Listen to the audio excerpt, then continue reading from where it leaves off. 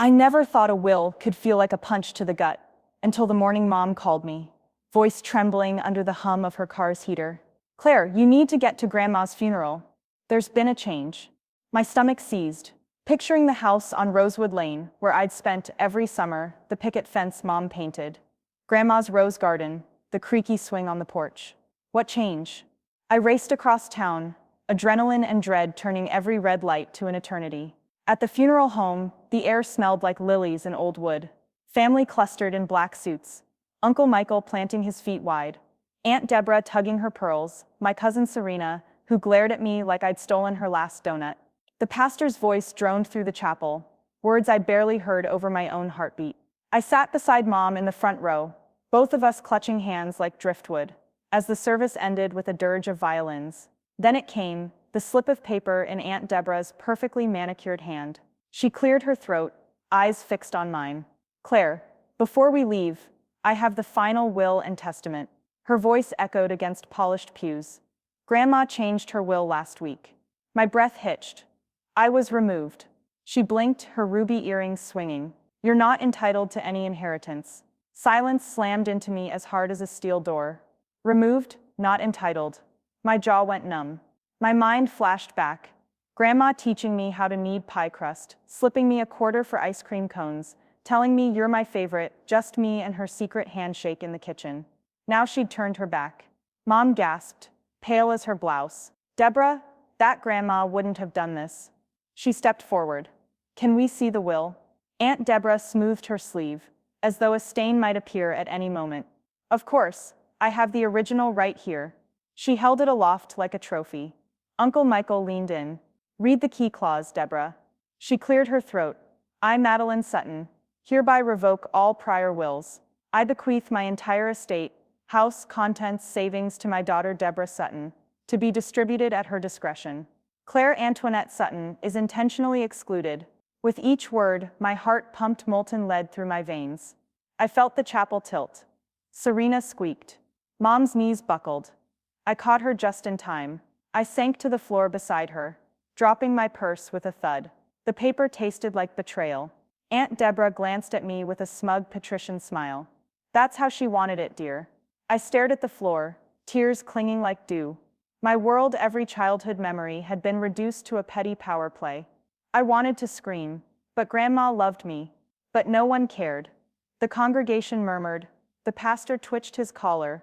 The funeral home proprietor hovered. It was an indictment, not a question. Move on. After the service, we piled into SUVs, all chrome and leather, heading for the graveside. I drifted behind them, mind numb, clutching Mom's coat. Robin, Grandma's neighbor, sidled up. "I heard about the will. It just doesn't make sense," she whispered. "Grandma changed it the day your cousin got married. And without an attorney present, something's off." My pulse flickered. A seed of hope. At the cemetery, we formed a semicircle around the grave. The preacher's words blended into the caw of crows overhead. As the dirt covered the coffin, Serena wept loudly. Aunt Deborah dabbed her eyes with a monogrammed handkerchief. My vision narrowed to that folded will in Deborah's grip. It wasn't just a document. It was the dividing line between belonging and exile. Back at the house, thrumming with whispered condolences and trays of cucumber sandwiches, I edged into the library, where Grandpa's old roll-top desk sat beneath a portrait of Grandma in her prime. The portrait smiled benevolently, a far cry from the documents that bore her name. I rifled through drawers born of habit, letterhead, bills, my childhood stories bound with ribbons. I wanted something real, some proof of the grandma I loved, but also I wanted justice. Then a familiar bound stack of papers slid out. I froze, heart ratcheting. It was my grandmother's personal journal, leather-bound, corners scuffed. Inside, in her precise script, drafts of a new will dated 6 months ago, outlining equal shares for each grandchild, guardianship for granddaughter, if something happened. My name prominently listed with Serena's and Michael's. At the bottom, her signature, seconded by 2 unblemished witnesses. No mention of Aunt Deborah. My chest seized. The original will had been altered.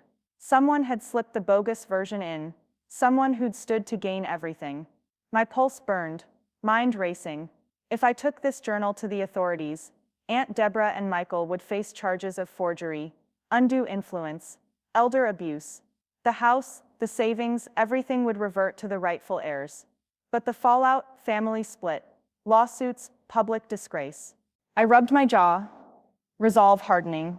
Grandma's memory deserved truth, but I needed more. A plan, proof, a trusted ally.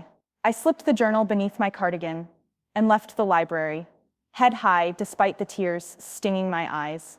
In the kitchen, my mother sat across from Aunt Deborah at the mahogany table, as though playing high-stakes poker. Deborah dabbed her lipstick, checked her nails. I cleared my throat, placing my grandmother's journal on the table. Silence rippled through the room. I found this in Grandma's desk, I said, voice steady though my heart thundered. These are her real wishes. I opened to the page with her signature. Can you explain how this differs from the one read at her funeral? Aunt Deborah's face paled. She let out a hiss of breath. Mom rested her hand on mine. Claire, maybe you misread. I cut her off. No, Mom. Look. I turned the page slowly, letting Deborah's eyes flick to the ink. This is dated March 12th. The fake will was dated 2 days ago. Silence pressed like a weight. Aunt Deborah's eyes welled, but no tears came. Grandpa emerged from the parlor, hearing my voice. He leaned in, eyes misty. My dear, show me that.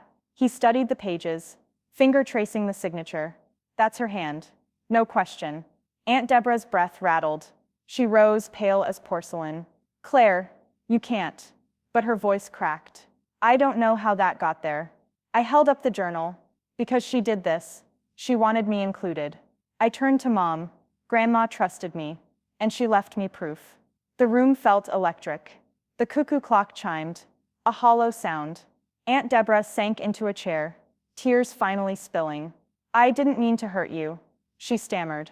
Michael thought it would be cleaner. No fights. We got carried away. Mom exhaled, grief and anger mingling on her face. Carried away. You stole her last word. And her memory. Grandpa cleared his throat. Deborah, Michael, you must confess this to the attorney. We'll have an investigation. It's the only way to honor her. His voice wavered but held steel. Aunt Deborah nodded, her shoulders shaking. Yes, I'll do it. I'll call him now. I closed the journal with a soft thump. Then we set things right. At that moment, I felt Grandma's warmth in my chest. Pride, love, justice. The house, once a battleground of greed, began to feel like home again. And as Aunt Deborah picked up the phone with trembling fingers, I knew the fight had just started. The line on the attorney's speaker phone crackled like static in my chest as Aunt Deborah and Uncle Michael confessed to forging Grandma's signature and concealing the true will. I'd stepped back, folding my arms, watching their faces blink red with guilt. Grandpa's old mahogany desk seemed to pulse beneath that leather-bound journal, the one Grandma had entrusted to me. So the estate will be distributed according to her wishes in this 6-month-old will. The lawyer summarized in clipped, professional tones. I'll file a petition for probate with Exhibit A being the authentic will and Exhibit B the fraudulent one. Given the clear handwriting, witness affidavits, and your admission, I anticipate Judge Harmon will void the forged will on the spot. Uncle Michael's shoulders slumped. Aunt Deborah dabbed her eyes. My mother squeezed my hand, relief and sorrow warring in her eyes. I exhaled, my first real breath since the funeral. After we hung up, Grandma's journal lay open between us. I slid it back into my cardigan and closed the lid on the desk. Let's go tell the family, I said softly. We reconvened in the living room, once the site of cucumber tea and holiday caroling, now thick with tension and horror at the revelations. Deborah rose, voice quavering. Everyone, I have something to say. I wronged all of you, and most of all Grandma. She swallowed. I let greed and pride lead me. We forged her will to leave everything to me. I'm so sorry. Aunt Lorraine, Grandma's best friend, sat poised on the edge of the sofa, lips pressed in a thread of disapproval. She leaned forward. You nearly destroyed her legacy, girl. She glared. You'll spend the rest of your life making this right. In the corner, Serena and cousins Marcus and Lila exchanged stunned looks. Mom stepped forward, her voice gentle but firm. Deborah, Michael, I forgive you. Because I know Grandma would have forgiven you. But we need to act. We'll petition the court, restore Grandma's true intentions, and then decide how to distribute the estate. She turned to me. Claire, your discovery changed everything. Thank you for honoring Grandma. I nodded, suddenly aware of the decades of love and betrayal swirling in that room. The harvest sun slanted through the lace curtains, dust motes dancing like second chances. 2 weeks later, the probate hearing convened in Judge Harmon's oak-paneled courtroom. The gallery filled with family members, a few curious neighbors, and a handful of reporters drawn by the drama. Grandma's lawyer stood with us. Aunt Deborah and Uncle Michael hovered at the back, gaunt with shame. Judge Harmon took one look at the twins' wills side by side, her eyes lingering on the leather-bound journal pages, and banged his gavel. This court finds that the will dated 6 months before Mrs. Sutton's death is the true testament of her final wishes. The subsequent document bearing her forged signature is hereby void. The estate shall proceed to probate according to the authentic will. Murmurs erupted. Deborah's face fell. Michael's lip quivered. The judge continued. Furthermore, the court appoints Miss Claire Sutton as the executor, per Mrs. Sutton's directive, and instructs her to distribute assets equally among her grandchildren and heirs. He peered over his glasses. This court condemns undue influence upon a vulnerable testator. Appropriate sanctions may follow. Adjourned. The gavel's echo felt like a release valve for the entire family. I rose, heart hammering, and realized everyone was looking at me, eyes shining with gratitude, respect, even wonder. I squeezed Grandma's journal and exhaled. Justice had been done. Back at the house, the mood was surreal. Relief glimmered like sunlight on a lake marred by storm. We gathered in that same living room, where the truth had torn us apart. Now we faced each other in a circle. My mother, Uncle Michael, Aunt Deborah, Deborah's husband, Serena with her fiancé Luke, cousins Marcus and Lila, Aunt Lorraine, Grandpa and me, executor and guardian of Grandma's legacy. Mom raised her teacup to Grandma, who believed in forgiveness and the power of family. She drank, then beckoned Serena. Would you read her final letter? Serena stepped into the center, unspooled a hand-written note Grandma had penned the night before. Her heart gave out. My dear family, if you are reading this, I have gone to that great rose garden in the sky. I leave you all my most precious gifts, memories, laughter, courage, and love. Divide my worldly possessions among my grandchildren equally, that they may each know they are cherished. Never let money come between you, but let love always bind you. With all my heart, Grams. Silence enveloped us as Serena's voice trembled and hushed. At its close, Grandpa reached across to clasp Deborah's hand. She would have forgiven you, he said, and you have a chance to make it right. Deborah nodded, tears falling, and the circle erupted into embraces and whispered promises. The following weeks were a blur of estate sales, bank transfers, and the bittersweet task of clearing out Grandma's house. I cataloged heirlooms, her china set shared between Serena and Lila, her writing desk bequeathed to Marcus, her favorite quilt restored and given to me for safekeeping, the rose garden's proceeds donated to the local hospice she'd loved. In the bustle, I found time to sit in Grandma's old rocker on the porch, sipping lemonade as the sun warmed my face. Daisy, Serena's golden retriever pup, tumbled at my feet. I closed my eyes, feeling Grandma's presence in the breeze that stirred the last petals of autumn roses. One afternoon, Aunt Deborah brought me a stack of old photographs, sepia-toned memories of Grandma's youth. My mother with me at 3 years old, plucking daisies, family picnics, holiday feasts. We pored over them, laughter and tears mingling. I'm so sorry I almost destroyed this, Deborah whispered. Thank you for saving her memory. I touched her hand. It wasn't just me. It was her spirit in these pages, and the truth we shared together. 3 months later, on Christmas Eve, we held a celebration in Grandma's restored parlor. The tree twinkled, stockings hung, fruitcake on silver trays. Flanked by my mother and Aunt Deborah, I turned to the gathered grandchildren, Serena, Marcus, Lila, and a 3-year-old Max toddling in his bright red sweater, holding my hand. I know Grandma's not here in person, I began, voice catching, but she left us her greatest gift, the reminder that love is more important than money.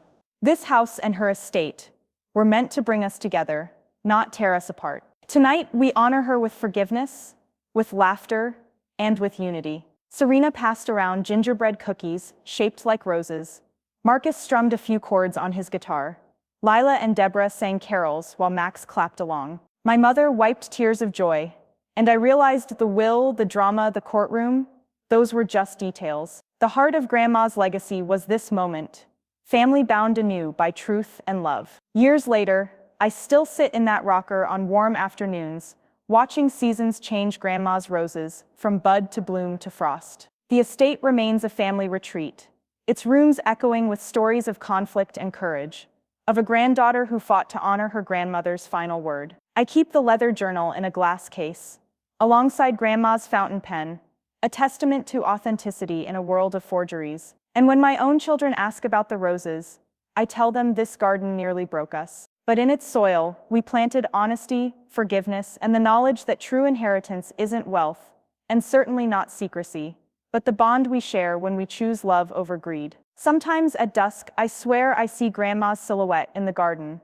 reaching out in that familiar way, beckoning me to hold her secrets and share her love. And I whisper back, I carried your real will to the funeral, Grandma, and I'll carry your spirit in my heart always. In the end, the real will, not the forged one, brought us back together, and that truth will bloom forever in the house on Rosewood Lane.